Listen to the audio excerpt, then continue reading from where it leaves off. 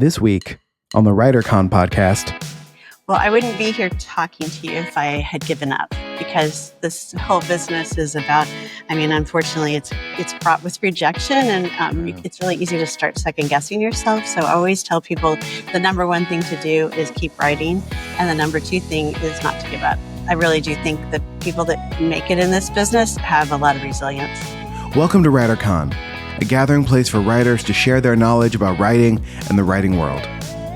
Your hosts are William Bernhardt, best-selling novelist and author of the Red Sneaker books on writing, and Lara Bernhardt, award-winning author of the Wantland Files book series. Thank you, Jesse Ulrich. Hey there, writers. Thanks for joining us today. I understand that the nonprofit organization known as NaNoWriMo is shutting down in the wake, in fact, it already has, as I record this, in the wake of a scandal involving AI.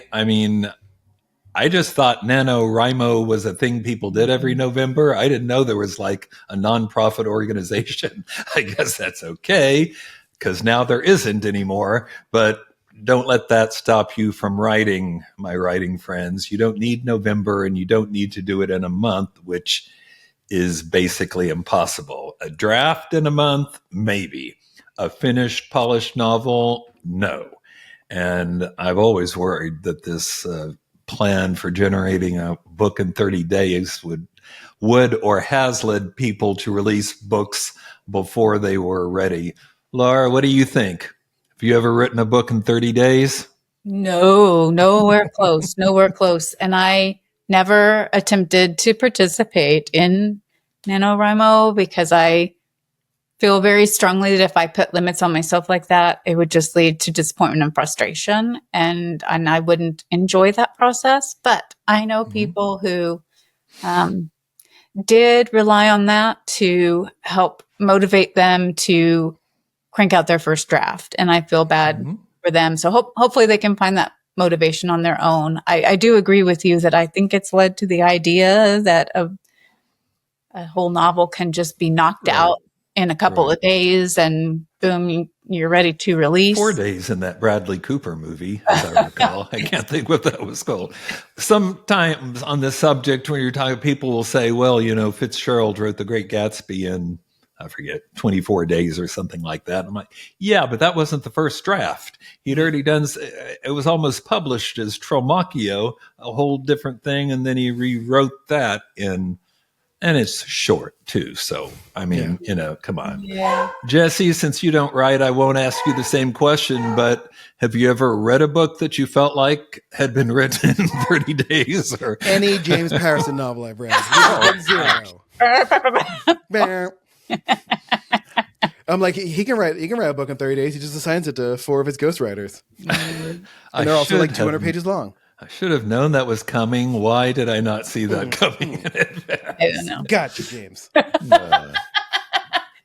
Our interview today is with Kaira Rouda. She's a friend of the podcast and the author of many best-selling novels of domestic suspense. She's been translated into more than a dozen languages.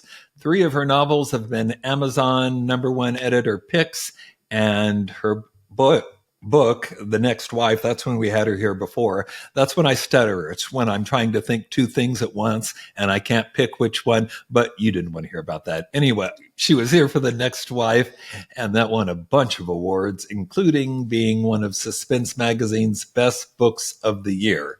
Her new novel is called Jill Is Not Happy. I'm looking forward to talking with her about all that and more.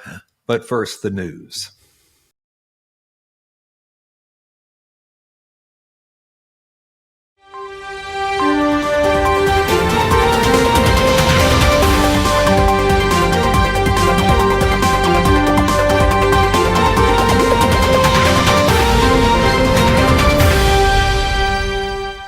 News story number 1, and unfortunately, this is another one you might be able to file under, Jesse, this was your category, the authors behaving badly or something like that. Well, this story involves Romantasy and Entangle, the now very famous publisher of the Onyx Storm and other things, and idea theft. Bear with me, it's going to take a minute to explain the background so you understand what's going on. So, autumn of 2010, Lynn Freeman, who is a family law attorney and an unpublished author, finished up her novel Blue Moon Rising, which involved a teenage girl named Anna. She falls in love with a werewolf and she learns that she has magical powers. Obviously, this is a fantasy novel, but the author drew on her own experiences growing up in Alaska. After she finished it, she signed with an agent, Emily Sylvan Kim, who is the founder of Prospect Agency, a small firm in New Jersey. Kim sent pitches for this book to more than a dozen publishers. Results were not good. By March of 2014, everybody at one publisher had said no. However, Entangled hadn't. And so she withdrew her outstanding submission from Entangled. In 2021, Freeman and her son are at a bookstore and they see this book called Crave by Tracy Wolff. Read the description, see that it was published by Entangled, and start to have, as she says, a panic attack. She immediately spotted what she says are similarities to her own unpublished book. The lead character's name had been changed. It was Grace, not Anna, and the love interest was a vampire, not a werewolf. But in both stories, the heroine moves from San Diego to Alaska after members of her family are killed in an accident. She lives with the only two relatives she believes she has left, both of whom are witches. A female rival slips her drugs. There's a lot of them. An intimate moment under the northern lights and a climactic scene where the evil vampire or werewolf kidnaps her and she ends up accidentally freeing a different one. All of these things occur in both books. In addition to the obvious similarities, Freeman is pointing out that it has details that could only have come from her, like Crave's opening scene describes flying in a little puddle jumper above Alaska. That's what Freeman's grandfather did. He was a bush pilot. So she's like, where else could this have come from me? I expect the answer would be, well, we did a lot of research or something like that. Anyway, you've probably seen this coming already. Everybody hired lawyers. They sent a lawyer threatening legal action to the agent who submitted it to Entangled and also has some connection to Wolff. And now Universal has optioned the Crave books. And anyway, so she sends this threatening legal letter saying, and this is a quote, "I really assumed that they would just apologize and fix it." Not what, she's never worked in a law firm, not what happened. 2 days later, the lawyers for Entangled issued a response stating that, quote, neither the author nor the agent ever heard of Freeman. And so Freeman filed a copyright infringement lawsuit. Okay, well, that was a long walk to the short point. But the point is, it hasn't even gone to trial yet. And this has, in fact, cost the author Freeman several $100,000. And Entangled has spent more than $1 million. So I got to think the best thing is to not get into situations like this in the first place. So only deal with professionals, only deal with people you trust. The problem here really isn't that somebody else saw her book. It's that maybe if what she says is true, did occur, that, people have ideas close at hand and they'll remember them and possibly use them. I don't know, Lara, bail me out here. Let's assume that everything Freeman says is true. Is that, it's not plagiarism. Nobody's claiming that absolute words, a sequence of the same words were repeated. it's just idea theft.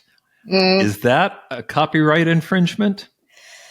Well, I am not a copyright attorney or any attorney. And you still wouldn't know the answer, even if you were, because they don't know the answer. I think it's very easy for any author to put themselves into her position and imagine this happening. In fact, I hear it all the time. People don't want to submit an entire manuscript to an agent, to an editor, to a small publisher who just accepts them for fear that someone will steal their idea and go write basically their book, but just a little bit different. And so this does kind of make me sick. I reassure people all the time.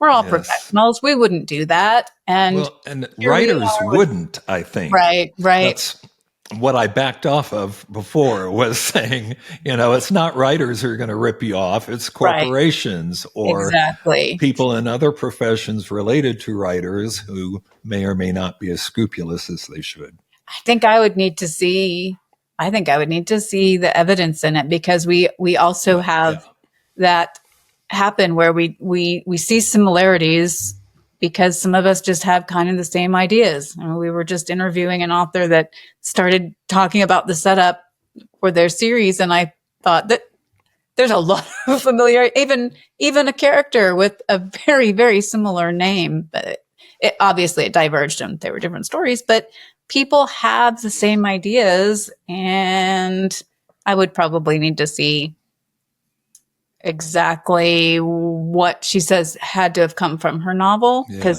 but for her she has to be feeling this very strongly to take that kind of action and not just let it go. So every member of the jury would have to read both books. Oh boy. Jesse, when I read this story, what I remembered was, this episode of the Simpsons, where Homer and his crew are going to write a young adult novel. So they basically do Harry Potter, but make superficial changes. Instead of wizards, they'll be vampires. And well, in this story, instead of werewolves, they're vampires. Is this what people do in the fantasy world?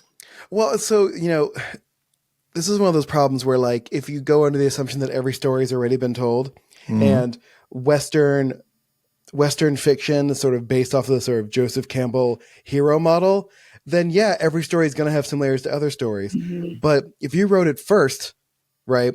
Like, I don't know. I feel like it was a guest on this show, because I've always remembered this fact, which is like, or maybe Barry told me this, like, after you've written a draft of your novel, like, mail it to yourself and leave it sealed so that you can prove date-wise that you wrote the thing first. Right. It's it's one of those things where if something's not super original, how can you tell who did it first?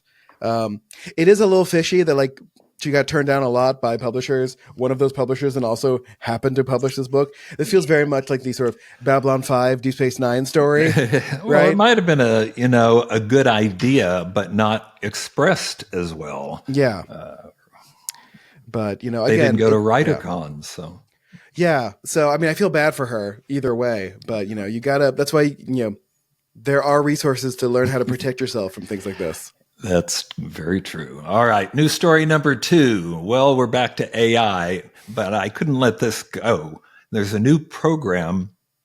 Is that an app? Is that the same? Whatever. It's called Muse, and it's the first AI program specifically targeting writers. Now, in our last episode, we found out that people like AI poetry better than human poetry. And now we have an AI program to write fiction. So I'm a little nervous. I haven't used it. And this is an announcement of news, not a recommendation. But I've been to the website, which talks about its values to writers, promising to be, and these are all quotes, the go-to creative sidekick for pro authors. They promise peerless prose, stellar openings, chapter-length outputs, high-quality fiction, and then they have a bunch of endorsements from writers I've never heard of before. Laura, would you be willing to give this a try? I don't know. I'm dubious. I'm old school, and I think writers should Okay. write their same. Yeah, well, and old and old Accept you're school, and not. set in my ways. But like, I think that writers should write their own stuff. But that said, Ralph had some lovely beginnings of stories based on Bustifer and Winifred that were absolutely delightful and thoroughly entertained me while he was sharing those with us. So if it could maybe help with an outline, I don't know. Let's flip it, Jesse. So you're not a writer, as you remind us often, but you must have to write things sometimes. You're writing email or you're writing letters or whatever. Would you use Muse? So I feel like I've said this on the podcast before. I've used AI to help me write like minutes from a meeting, like a board meeting that I'm secretary of, right? To help me take my sporadic notes and turn it into more, adult sounding words.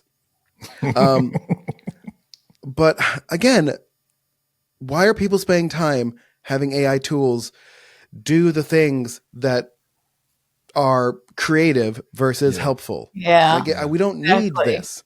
I need an AI to notice that I put a calendar thing to do something and then I didn't do it. And so it can remind me again to do it. That's what we want. Work on that, people. Yes. Agreed. Also, not a very clever name because there are multiple Muse AI websites that do different things. So, well, it'd be a good name if it hadn't already been used 14 times or something like that. Yeah. Okay. Anyway, let's move on to Craft Corner.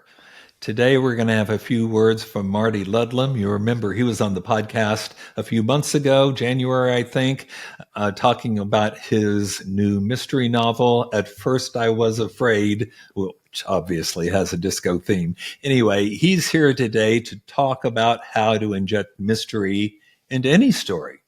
Take it away, Marty. Craft Corner. Welcome to Bad Words with Marty. I'm Marty Ludlum, your author and guide. Today is the first episode of Bad Words with Marty. Don't worry, it's not that kind of bad words. About me, I am the award-winning author of the Disco Diva series. I laugh a little bit every time I mention that because I can't believe I really won some awards. My novels feature the ultimate hero of America. Donna Summer was Nikki. Yes, she's named after the Disco Queen. It's a long story. Check it out at ludlumbooks.net. My first book, At First I Was Afraid, boom, boom, boom, came out in November 2024 by Babylon Books. Check it out on Amazon, Barnes & Noble, and everywhere books are sold. In this podcast, I want to mention we're focusing on words especially that make your writing weak and ineffective. Today's word, drum roll please, and of course the drummer is on strike. Almost. Yeah, terrible word. Almost is one of those words where good writing goes to die. Consider the couple of examples. I was almost freezing. I was almost crying in pain. I was almost pregnant.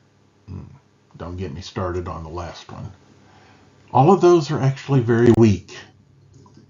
Now, I'm not saying go through and delete the word almost, because that really doesn't help. Even if you go through and delete the word almost, I was almost freezing and change it to I was freezing, it's not much of an improvement. You're still telling instead of showing. You need to show for the reader. You need to be definite, be dramatic, paint a picture for the reader. I was almost doing something never paints that picture. Instead, consider this. I'd been walking for 4 days in the frozen woods. My hands were numb. My face no longer had feeling. My breath rose like a gray cloud. Each breath burned on the way in. I couldn't go much further. See how that's much more powerful than I was almost freezing. Even though in the author that's what you were thinking, you've got to convey the details. Now sometimes, my author friends and I were discussing this and said, sometimes maybe you need the word almost, especially when you're talking about distances. I was almost at the end of the driveway. I was almost to your house. I almost reached my car. I think, no, even then, those little details, just a couple words here and there, change the whole picture that's painted for the reader. Consider this one. I was 2 steps away from my car door when someone grabbed me from behind.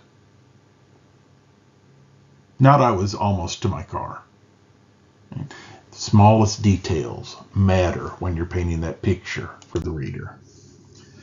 Those details can also build tension. Classic horror movie, Children of the Corn, from the Stephen King story. Again, spoiler alert, if you haven't seen it, you're one of the 3 people on Earth who haven't seen it. But be it as it may, remember our young couple is driving across country. I can't even remember why they're driving across country. Doesn't matter. The important thing is they don't want to stop in Gatlin. They come up on an intersection, turn right, 5 miles to Gatlin. So they turn left. They drive for a little ways. Next sign says 4 miles to Gatlin. Straight ahead. They turn right. They drive a few miles, 2 miles to Gatlin. No matter which direction they go and how far they drive, they're always getting closer to Gatlin. And those details, the ticking countdown from 5 miles to 4 miles to 3 miles, are those little details that add tension to that story. Now instead, imagine that same narrative. The couple driving, and as they drive, they see a sign that says, "You're almost to Gatlin. You're almost to Gatlin. You're almost to Gatlin." Zero tension. It just doesn't do it. Those little details paint the picture for the reader. And almost is one of those words you just need to clean out of your vocabulary. Again, when you go through your text, search for it and rewrite those sections. Make sure you are showing, not just telling. Yeah, almost is yucky. I couldn't have said it better myself. If you have questions or suggestions, or you want to make a voodoo doll in my likeness, contact me. There's my email address. If not, I'll see you next time on Bad Words with Marty. Thanks so much. Thank you so much, Marty Ludlum. All right, now let's talk to Kaira Rouda.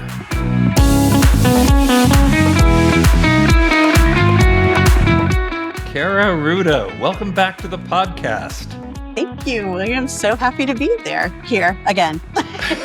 So you probably already know this, but the first question, if you could offer writers one piece of advice, what would it be? Well, I wouldn't be here talking to you if I had given up, because this whole business is about, unfortunately, it's fraught with rejection, and it's really easy to start second guessing yourself. So I always tell people the number one thing to do is keep writing. And the number 2 thing is not to give up. I really do think that people that make it in this business have a lot of resilience. I think you're right. This is a business where, even though it seems counterintuitive, perseverance is even more important than talent. Yep. I think, sadly. Talent, a lot of people have it.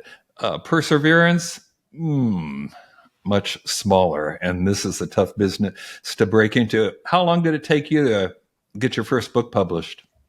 Gosh, let's see. Well, I wanted to write since third grade, so that's been a while.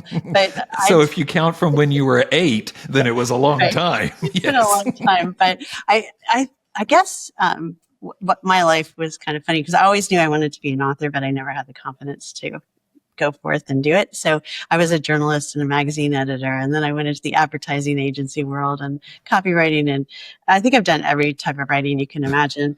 At that point, went into marketing as the vice president of an Inc. 100 company and did that for a lot of time. Then joined my husband and we started a business together and rolled it out. And during that time, I got to work with all these amazing women entrepreneurs. So I had a chance to write a book, a nonfiction book. That was your first, right? Yeah, that was my first. So that was like, I guess, 2007, 2008. But I never thought I'd write a business book. I always dreamed of writing a novel. So that was funny. And I also didn't realize that if you write a nonfiction book, you have to go on book tour for it. And, like to business conferences and all of this stuff. But I was totally shy. I'm like, oh, nuts. So then I had to get a speech coach. I'm speaking. I'm like, everything I know is in the book. Just read the book. But anywho, so I went on tour and I was in Austin, Texas at this women's expo. And I was telling people it's never too late to live the life of your dreams and to put your passions into action and all of my kind of talk about my book. And this woman raises her hand and asks me, so have you done it? Have you done everything you wanted to do? And I still want to write a novel. And she's like, well, why aren't you doing that? I'm like, you know what? You're right. So I did. I went back. We had moved across the country and my kids were settled in school. And I sat down and I wrote my first novel. Oh, fantastic. And I didn't get it published by anybody. So you say you didn't get it published? I got an agent and I got... Was it the second one that got published?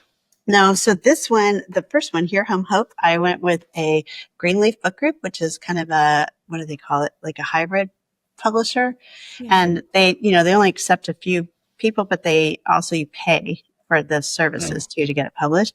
But they were great to work with, so professional. Like their editors were from New York, and it was a great experience. And so I think mostly I was kind of impatient. I got a lot of rejections, and I was used to being in marketing and kind of doing stuff for myself. So I ended up doing that.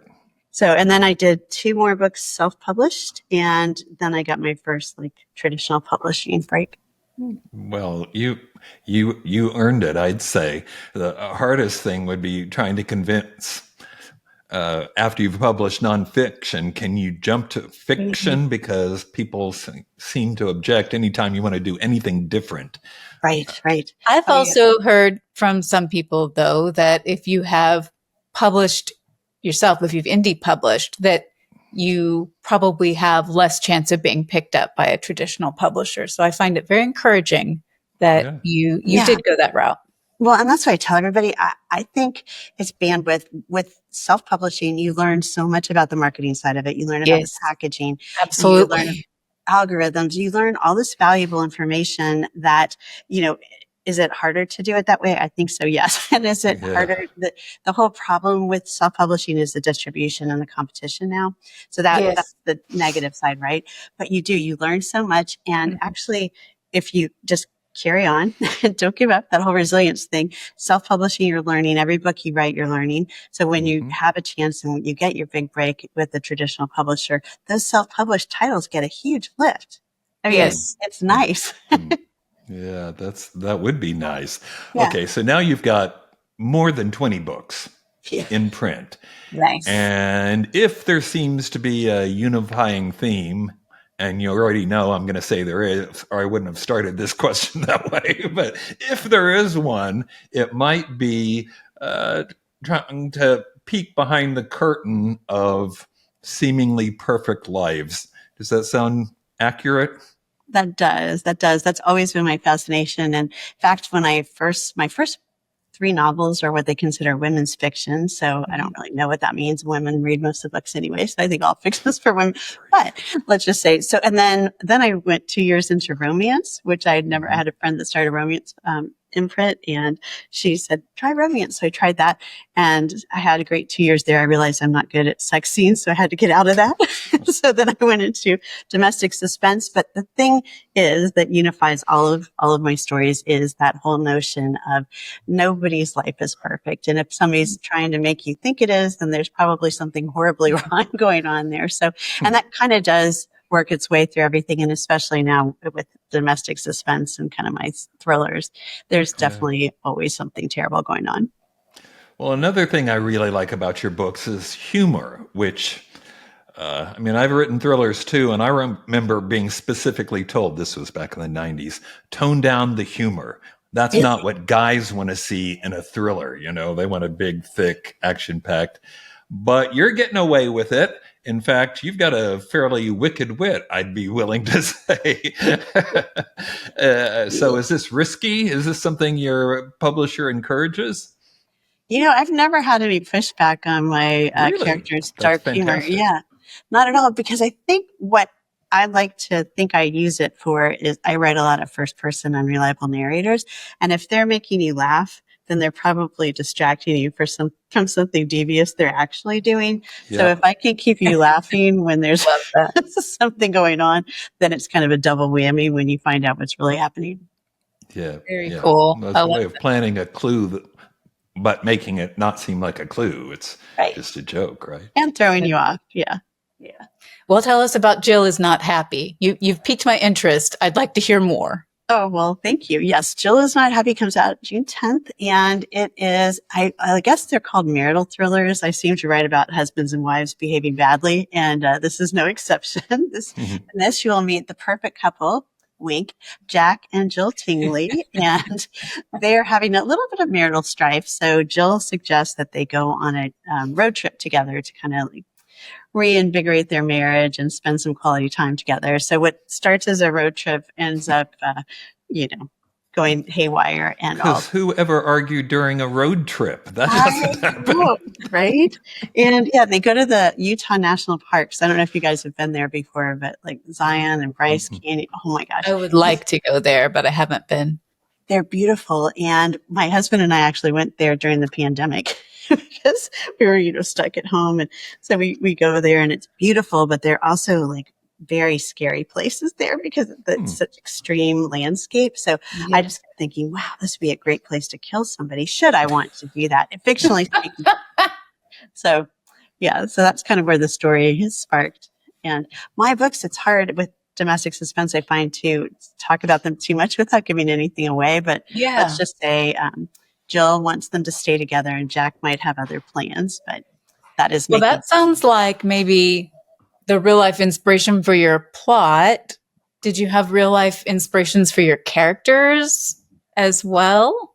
No, not really. I think usually what happens is a character pops into my head and then they kind of start talking to me, which sounds crazy, but it's fun.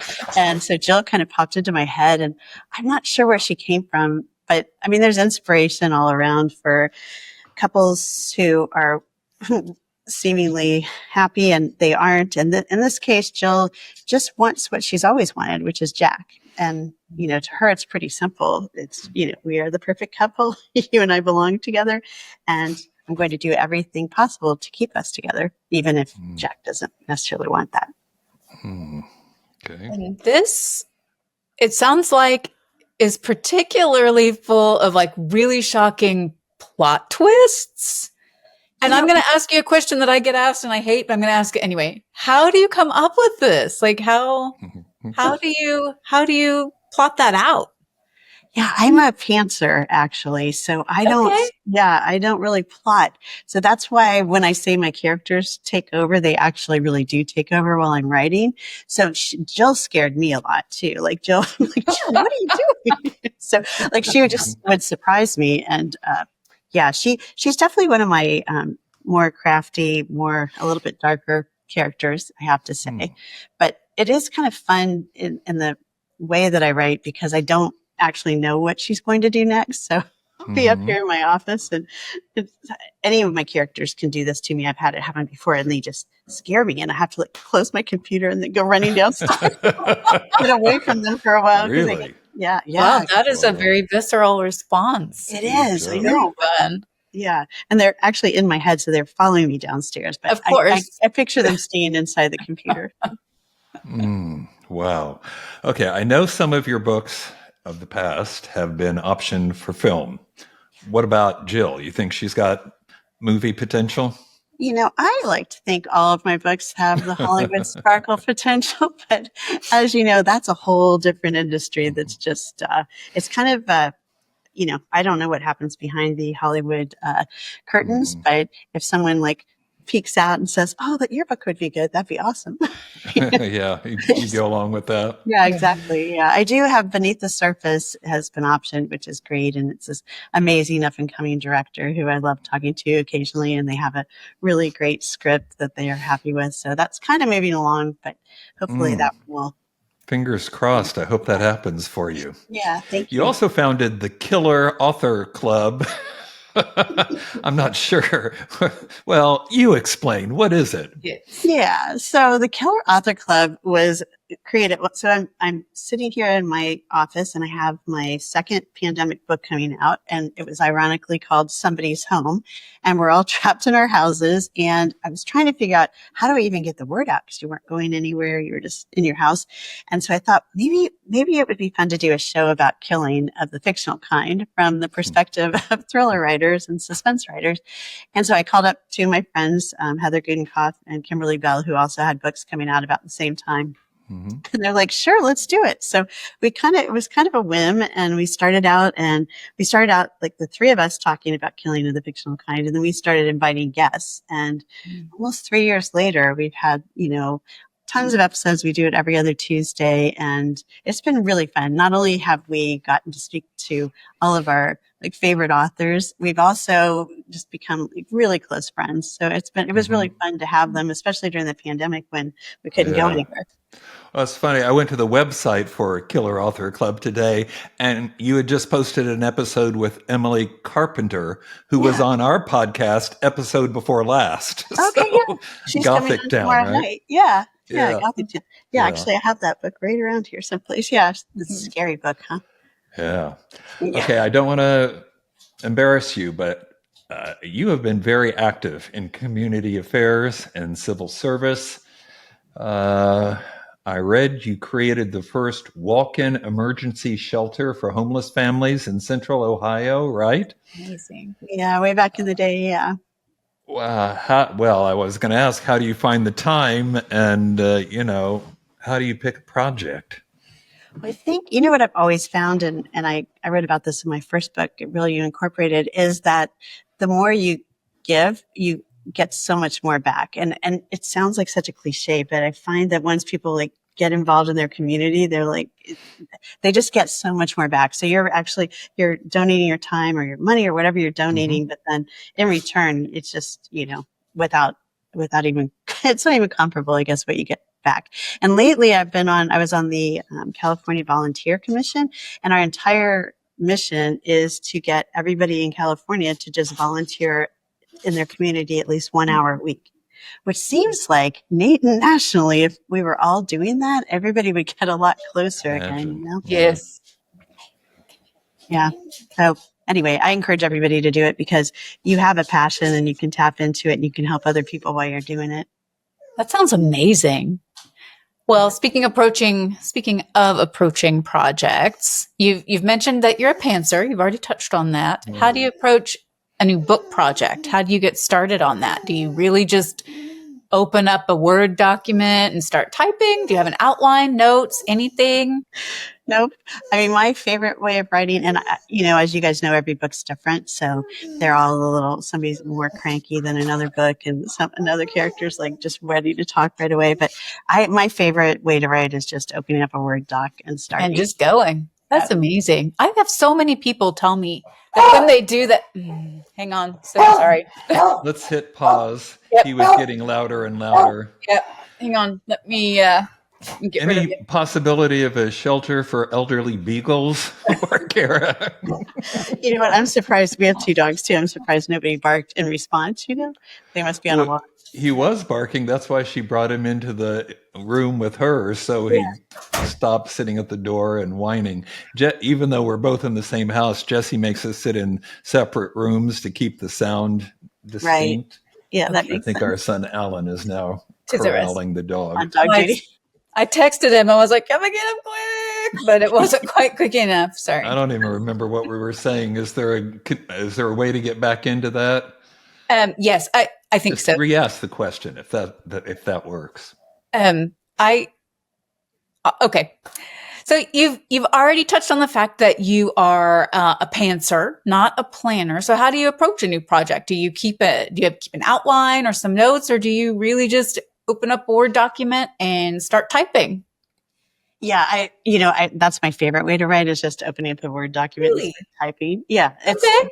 so fun to me. Now, I will say my agents and, editors like to kind of have an idea where you're going.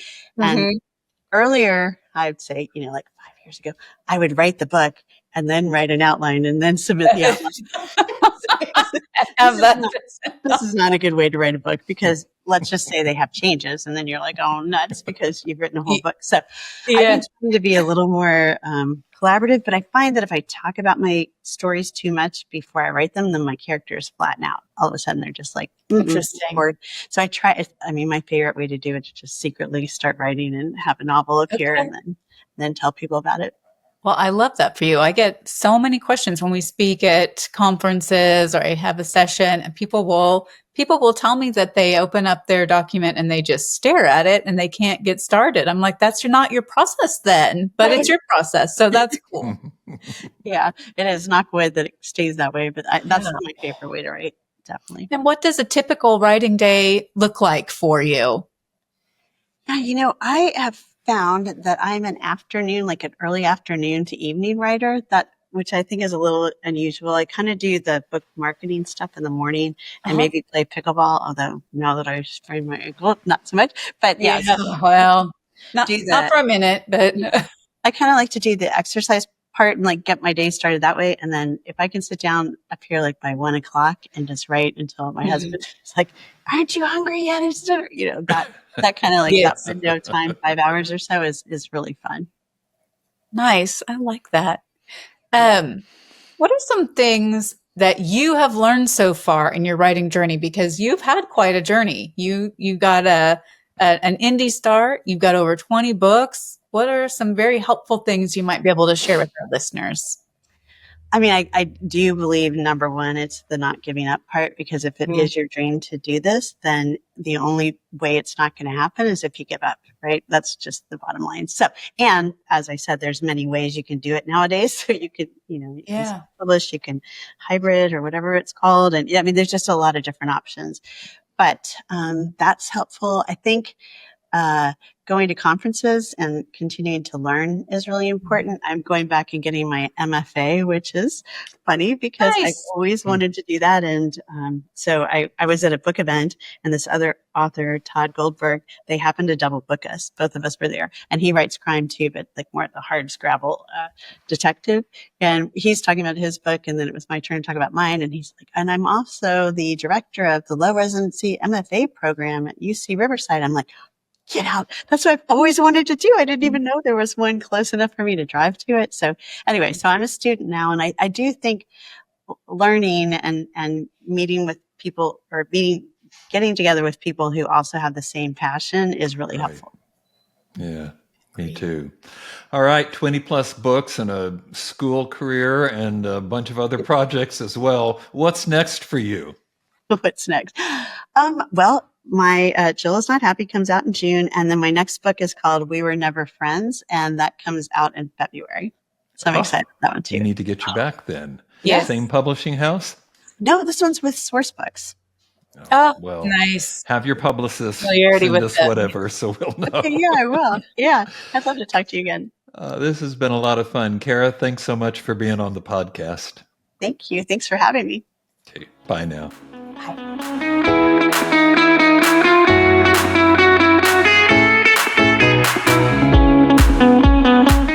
Just a brief parting word. I want to remind you once again that the WriterCon cruise is coming up soon. It's May 31st through June 7th, leaving from Seattle and heading for Alaska. Some of the most beautiful scenery you're ever likely to see. But when the boat is on the sea, not in port, that's when we'll have our classes.